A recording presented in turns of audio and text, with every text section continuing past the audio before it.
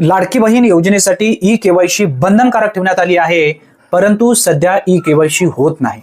काय करावं काही सुचत नाहीये. जवळपास 20 ते 25% महिलांची अद्याप तरी ई केवायसी कंप्लीट झाली नाही.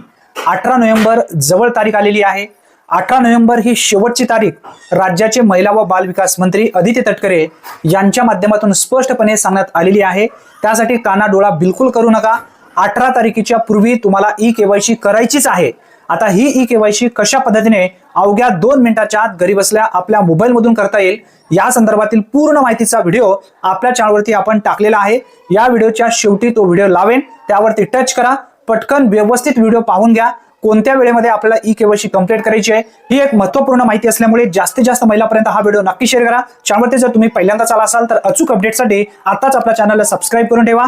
धन्यवाद. पुन्हा भेटूया नवीन व्हिडिओमध्ये नवीन माहितीसह. तोपर्यंत जय हिंद, जय महाराष्ट्र.